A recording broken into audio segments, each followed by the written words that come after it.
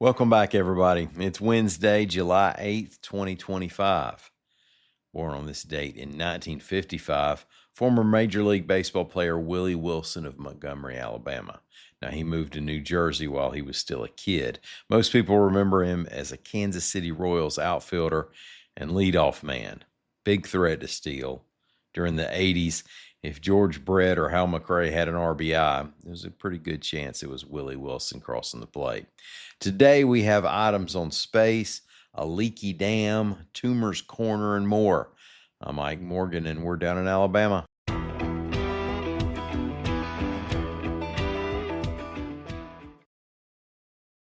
Your burger is served, and this is our finest Pepsi Zero Sugar. Its sweet profile perfectly balances the savory notes of your burger. That is one perfect combination. Burgers deserve Pepsi.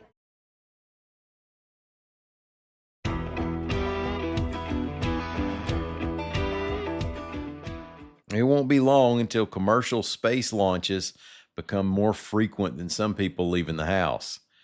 The Federal Aviation Administration released a new report with launch statistics, and AL.com's John R. Roby reports that in 2024, space launches hit an all-time high, which you may have expected, but you might not be aware of these numbers. There were 142 operations throughout the year by 7 companies. Most launches are for satellite deployments. The agency believes that the U.S. could be sending up more than a launch a day by the year 2034. As goes the space industry, so goes North Alabama, the home of manufacturing and integration operations for United Launch Alliance and Blue Origin, which both sent payloads into orbit just last month. Of those 142 launches in 2024, 118 were performed by SpaceX, but Blue Origin had 3 launches and ULA had 2. Birmingham's Water Board voted to restart work on the leaky Lake Purdy Dam just a few days after stopping it, reports AL.com's Joseph D. Bryant. Now, the decision to forge ahead came in response to some pretty blunt risk assessment.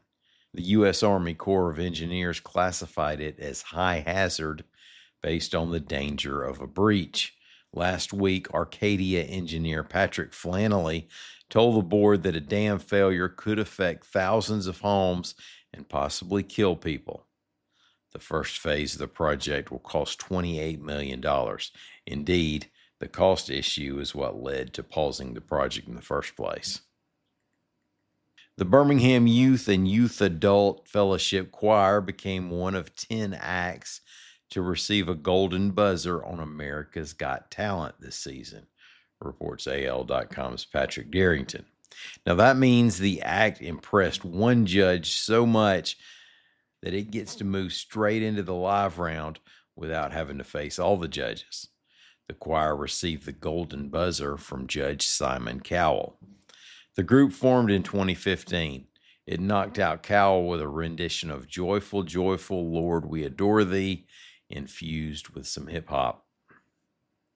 Former NFL quarterback Eli Manning was in Auburn on Tuesday for an event billed as the setting of a new Guinness World Record, according to the Auburn Plainsman and other news outlets. Now, whether or not it passes the Guinness folks to be a legitimate record, reports indicate that a crowd of hundreds tossed thousands of rolls of toilet paper into the tree limbs. The Montgomery Advertiser reports that Professor Keith S. Hebert presented Manning with a plaque from Governor Kay Ivey. He announced that a record number of 7,125 rolls of TP were chucked into 2 trees and that it was a world record. The reason behind staging such a rolling of Toomer's Corner?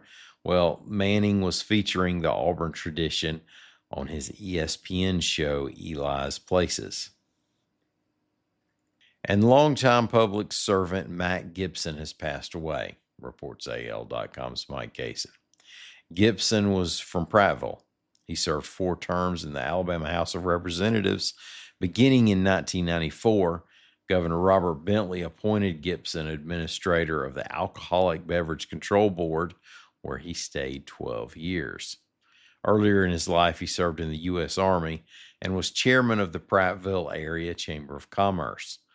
Now, one of the things that really stands out about Gibson's life is that he was truly dedicated to working for a living. He started working a job at age 13 at his dad's Standard Oil station, and he finally retired from the ABC board a few years ago at age 87. Now, that's 74 years of getting up and getting to it. Said Gibson, along the line, I've tried golf, tried hunting. I just didn't have any hobbies. I enjoyed working. Governor Kay Ivey has ordered that flags be flown at half staff on the grounds of the Alabama State Capitol Complex in Montgomery, in the city of Prattville, and throughout Autauga County. Matt Gibson was 89 years old.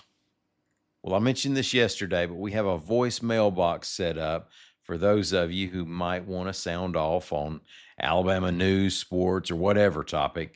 If we get enough participation, we'll play your comments on a future Down in Alabama episode. A great topic actually would be suggesting what we call such a segment. We'd love to hear from you. Keep it to 15 seconds and call 205-304-1814. That's 205-304-1814. Thanks for listening, everybody. We're going to be back here again in the morning. Until then, y'all come by and see what we're doing anytime you want to on the internet at al.com.